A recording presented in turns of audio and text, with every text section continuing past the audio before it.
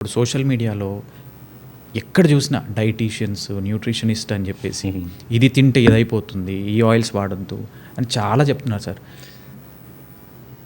నేను దానికి చెప్పేది అదే.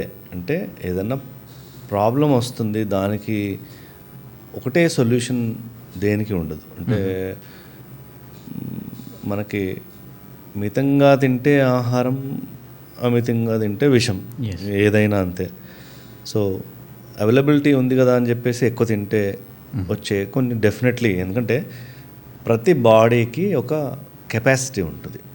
అంటే ఒక కెపాసిటీ అంటే నేను ఇంత తింటే నాకు కరెక్ట్గా అరుగుతుంది, నేను దాన్ని కరెక్ట్గా నేను డైజెస్ట్ చేసుకొని నా లైఫ్ ఫంక్షన్స్కి నేను వాడుకొని నా రెగ్యులర్ డే టు డే యాక్టివిటీస్కి నేను సరిపడేటట్టుగా చేసుకునే ఈక్వేషన్ నాకు తెలుస్తుంది నా బాడీకి. అట్లా అందరికీ తెలుసు. కానీ మనకు కొన్ని డిజైర్స్ ఉంటాయి కదా కొంచెం. అంటే ఆ ఆప్షన్స్ ఎక్కువ ఉన్నప్పుడు, అవైలబిలిటీ ఈజీగా ఉన్నప్పుడు మనకు కొంచెం వీ టెండ్ టు, అంటే అదొక మానవ సహజమైన లక్షణం అది. సో ఉంది, అందుబాటులో ఉందంటే వేసేద్దామనే ఈక్వేషన్ ఉంటుంది. సో అక్కడ కొంచెం ఖచ్చితంగా జాగ్రత్త ఉండాలి. అంటే చిన్నప్పుడు అంటే మన ఏజ్ ప్రకారంగా కొన్ని మార్పులు చేర్పులు జరుగుతూనే ఉంటాయి. పుట్టినప్పటి నుంచి ఆల్మోస్ట్ 100 ఏళ్ళు బ్రతుకుండే ఓ పర్సన్ని తీసుకుంటే ప్రతి 10 ఏళ్ళకి ఒక మార్పులు ఉంటాయి ఫిజికల్గా. అండ్ చాలామంది ఇప్పుడు మీరు అన్నారు కదా, ఈ డైట్ వాడితే బాగుంటారు, ఇవైతే హానికరం, ఇది అయితే పాయిజను. సో ఇవన్నీ సైంటిఫిక్గా కరెక్ట్ కాదు. ఫర్ ఎగ్జాంపుల్ అంటే స్మోకింగ్ కాజెస్ లంగ్ క్యాన్సర్ అంటాం. Yes sir. నిజమా? నిజమని అనుకోవాలి మనం. ఇంకా అంటే నాన్ స్మోకర్స్కి లంగ్ క్యాన్సర్ రాదా? వస్తుంది. So there is no. So science చెప్పేది ఏంటి అని అంటే, ఈ ప్రాబ్లం రావాలంటే నిర్దిష్టంగా ఇవే రీజన్స్ అనేది లేవు, ఆర్ మనకు తెలియదు. ఇప్పుడు ఎవ్రీబడి ఈజ్ అండర్స్టాండింగ్. అంటే కనిపించే వాటికంటే కూడా ఒకటి కనపడని ఒక పెద్ద భూతం ఉంది. అంటే అన్ని రోగాలకు కారణం ఏది? ఏంటి సార్ అది? స్ట్రెస్. అది స్ట్రెస్. నిజంగా సార్, స్ట్రెస్ అనేది ఒక మహాభూతంలాగా తయారైపోయింది. ఇప్పుడు నాకు పర్సంటేజ్ తెలియదు కానీ చాలామంది స్ట్రెస్లో ఉన్నారు అని మాత్రం చెప్పగలుగుతాను. Every person. అంటే స్ట్రెస్ అనేది ఒక గ్రాస్ వర్డ్, అంటే పెద్ద పదార్థం. దాంట్లో నా స్ట్రెస్ ఏంది, మీ స్ట్రెస్ ఏంది, అతని స్ట్రెస్ ఏంది, ఇతని స్ట్రెస్ ఏంది, ఎవరి ఇండివిజువలైజేషన్ మళ్ళీ ఇక్కడ ఇది మళ్ళీ ఎవరి స్ట్రెస్ వాళ్ళది. So we have to define it. Okay. Doctor దగ్గరికి వెళ్తే స్ట్రెస్లో ఉన్నారు, స్ట్రెస్ తగ్గించుకోండి. స్ట్రెస్లో ఉంటే స్ట్రెస్ తగ్గించుకోవచ్చా?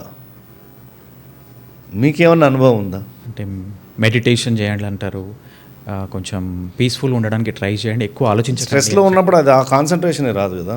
కరెక్ట్ సార్, ట్రై చేశాను అవ్వలేదు. సో అసలు స్ట్రెస్ అంటే ఏంది? మీ లైఫ్లో ఏదన్నా స్ట్రెస్ఫుల్ కండిషన్స్ అంటే మీకు బాగా టెన్షన్ పెట్టిన ఈక్వేషన్స్ ఏమన్నా షేర్ చేసుకోగలుగుతారా? For example money management problem ఉంది, ఈఎంఐస్, శాలరీ తక్కువ, ఈఎంఐస్ ఎక్కువ, అన్ఎక్స్పెక్టెడ్ ఎక్స్పెన్సెస్ ఆ మంత్కి వస్తే definitely stressful. Relationship related. So ఇప్పుడు మనం ఎంతోమంది మాట్లాడుకుంటాం. Yes sir. ఏం ఫుడ్ తినాలి కంటే ఎంత తింటున్నాము. కరెక్ట్. అండ్ మనీ ఈక్వేషన్స్ వస్తే మన సంపాదన ఎంత, మన ఖర్చులు ఎంత మనకు తెలుస్తాయి కదా. అవును. ఫర్ ఎగ్జాంపుల్ ఓకే, మనకేముంది అంటే మన మైండ్ ఒక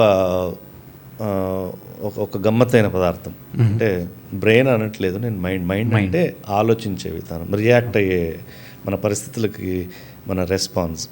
సో అందరికీ ఆలోచనలు వస్తాయి, అందరూ ఆలోచిస్తారు, కానీ ఆలోచన నుంచి అది స్ట్రెస్కి ఈక్వేట్ అయ్యే కొన్ని పరిస్థితులు ఉంటాయి. ఇప్పుడు మీరు చెప్పినారు, మీ ఇన్కమ్, మీ శాలరీ వచ్చే ఈక్వేషన్కి మీరు ఖర్చులకు అది కరెక్ట్గా బ్యాలెన్స్ అవ్వకపోతే మనం ఆలోచన ఎక్కువ చేస్తాం. అంటే సపోజ్ ఫర్ ఎగ్జాంపుల్ నాకు 1,00,000 రూపాయలు జీతం, సరే ఓకే ఉంది కదా 1,00,000 మనం కట్టవచ్చులే అని చెప్పేసి ఓ హౌసింగ్ లోను, ఓ ఇంట్లో లైక్ ఎక్విప్మెంటు ఇది అది అని కొంచెం లగ్జరీకి వెళ్ళిపోయి మనం ఎక్స్ట్రా చేసాం, అది ఈక్వేట్ అవుతుంది. ఓకే 1,00,000 వస్తుంది, మనకు 1,00,000 కట్టగలుగుతున్నాం. సపోజ్ సడన్గా ఎవరికన్నా ఇంట్లో సిక్ అయ్యారు, హాస్పిటల్కి వెళ్ళాల్సి వచ్చింది, కామన్ అన్యూజువల్ ఖర్చు అంటే అదైనా లేదు ఇంకా వేరే ఇంకా ఈక్వేషన్ అయినా ఇంకా ఇంక ఇప్పుడు ఈ మధ్యలో చూసుకుంటే like job insecurity yes sir, సడన్గా ఎప్పుడు పోతుందో తెలియదు, మార్కెట్ క్రాష్ అయింది. ఒక అంటే కొన్ని మన కంట్రోల్లో లేని సిచ్యువేషన్స్ వల్ల మనం ఎదుర్కొనే పరిస్థితుల వల్ల అది మనం తట్టుకునే లెవెల్ దాటిపోతే స్ట్రెస్. అది ఎవరికైనా కావచ్చు, చిన్న పిల్లాడి నుంచి పండు ముసలోళ్ళకి ఎవరికైనా కూడా కొన్ని సిచ్యువేషన్స్లో వాళ్ళు స్ట్రెస్ గురవుతారు. ఇట్లాంటి సిచ్యువేషన్ వస్తేనే అండ్ ఆ సిచ్యువేషన్లో రెండు రకాలుగా ఉంటుంది. అంటే మళ్ళీ సేమ్ ఇంటెలిజెన్స్ ఉంటుంది, ఎమోషన్ ఉంటుంది. బట్ ఫస్ట్ ఎమోషనే వస్తుంది. అవును సార్. అమ్మో ఎట్లా, బట్ ఆలోచించి ఓకే దీన్ని ఇట్లా ఖర్చు తగ్గించుకొని ఆర్ టెంపరీగా ఇవన్నీ మనం మేనేజ్ చేసుకొని దీంట్లోంచి బయటపడగలిగే ఆ ఇంటెలిజెన్స్ని అప్లై చేసి బయటికి రాగలిగే సిచ్యువేషన్ వస్తే యూఆర్ ఫైన్. అమ్మో ఎట్లా అనే ఈక్వేషన్ కంటిన్యూ అయిపోయి దానికి ఆన్సర్ లేకుండా వరి అయిపోయి ఆ స్ట్రెస్ పెరిగి దానికి ఇంకా వేరే రకంగా దానికి కరెక్షన్ ప్రోగ్రామ్ ఆలోచించకుండా చేస్తే ఆ స్ట్రెస్ కంటిన్యూ అయిపోయి ఆ స్ట్రెస్ వల్ల కొన్ని హార్మోనల్ డిస్టర్బెన్సెస్ అవుతాయి. అంటే ప్రతి ఎమోషన్కి ఒక హార్మోన్ కారణమవుతుంది. అంటే సడన్గా మీకు అంటే చాలామందికి ఇది ఉంటుంది. ఇప్పుడు పిల్లల్లో ఎగ్జామ్స్ ఉన్నాయి, ఎగ్జామ్ డేట్ అనౌన్స్ అయింది అని అంటే టెన్షన్ స్టార్ట్ అయిపోతుంది. సార్ నాకు దీనికి ఫాలోఅప్ క్వశ్చన్ కూడా ఉంది సార్. ఎగ్జామ్స్ మ్యాటర్ వచ్చింది కాబట్టి ఎగ్జామ్స్ ఒక స్ట్రెస్ కాజింగ్ ఫ్యాక్టర్ అయితే రిజల్ట్స్ ముందు ఏం జరుగుతుందంటే ఇప్పుడు మనం రిజల్ట్స్ రాగానే దానికి ముందే రిజల్ట్స్ భయానికి స్టూడెంట్స్ సూసైడ్ చేసుకుంటున్నారు, రిజల్ట్స్ వచ్చాక సూసైడ్ చేసుకుంటున్నారు. సో రేట్ ఆఫ్ సూసైడ్ పెరిగిపోతుంది. అన్ఫార్చునేట్, అది బాగా కలిసివేసేది. అండ్ ఇప్పుడు అది మనం ఖచ్చితంగా యాజ్ అ డాక్టర్గా నేను కూడా మాట్లాడాలి. ఇప్పుడు మనం ఎంతసేపు డిసీజెస్ గురించి మాట్లాడుతున్నాము, ఈ రోగాలు అనేది ఓన్లీ బాడీకే వస్తాయా? Correct. What about mind, mental health అది పెద్ద సబ్జెక్ట్, అది పెద్ద ఇంటర్నేషనల్ సబ్జెక్టు. దానికి చాలామంది రీసెర్చ్ చేస్తున్నారు, ఎన్నో రకాలుగా లైక్ పాజిటివ్ అవుట్కమ్స్. అంటే ఈ సిచ్యువేషన్స్లో ఇట్లా రియాక్ట్ అవుతే బాడీలో మార్పులు ఎట్లా జరిగి ఎట్లా డిసీజ్ ప్రొడ్యూస్ చేస్తున్నది, దానికి ఇప్పుడు మేజర్గా రీసెర్చ్ జరిగేదంతా స్ట్రెస్ గురించే. ఓకే. మెంటల్ హెల్త్ ఇప్పుడు ఇది మనం మాట్లాడుకుంటే అది మైండ్. అంటే నా మెంటల్ హెల్త్ ఇంతకుముందుకు అనుకున్నట్టుగా నేను సాటిస్ఫైడా, నేను హ్యాపీగా ఉన్నానా, నేను కావాల్సింది నాకు ఈక్వేట్ అవుతుందా,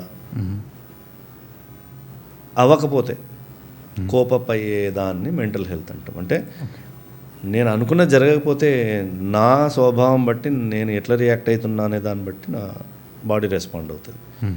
so without mental health there is no physical health. Okay. ఇది అందరూ యాక్సెప్ట్ చేస్తున్నారు. పెద్ద పెద్ద డాక్టర్లు, ఏ గ్యాస్ట్రాంట్రాలజిస్ట్ అయినా కూడా నాకు అసిడిటీ వస్తుందంటే మీకు స్ట్రెస్ ఉందని అంటారు. అవును సార్. బట్ ఏం స్ట్రెస్ ఏంటి, what is stress, me stress ఏంది, ఇండివిజువల్ స్ట్రెస్ ఏంది ఐడెంటిఫై చేసి ఆ స్ట్రెస్ని తగ్గించుకునే మార్గాలు ఏమన్నా ఉంటే డైట్, ఈ ఎక్సర్సైజ్లు, ఈ యోగాలు ఇవన్నీ అంటే ఇవి యాడ్ అవుతాయేమో, కానీ ఆ మూలం ఉన్నంత వరకు ఏ పనికిరావు. అట్లాగే స్ట్రెస్ పెట్టుకొని నేను మంచి ఏంటది అవన్నీ డైటరీ రెస్ట్రిక్షన్స్ చేస్తా, నేను వాకింగ్ చేస్తా అంటే వాకింగ్ చేసినంత వరకు బాగానే ఉంటుంది. బట్ తర్వాత ఆ స్ట్రెస్ కంటిన్యూ అవుతుంటే కనుక దాని ఇంపాక్ట్ కంటిన్యూ అవుతూనే ఉంటుంది. సో స్ట్రెస్ని తగ్గించే ఏదైనా ట్రీట్మెంట్ ఉందా? ఉంది. హోమియోపతి అడ్రస్ చేసేదే ఆ లెవెల్లో. ఓకే. సో బాడీలో జరిగే మార్పులకి మూల కారణం మైండ్ నుంచి వస్తుంది. Everything is mind. మైండ్ లేకుండా బాడీ లేదు.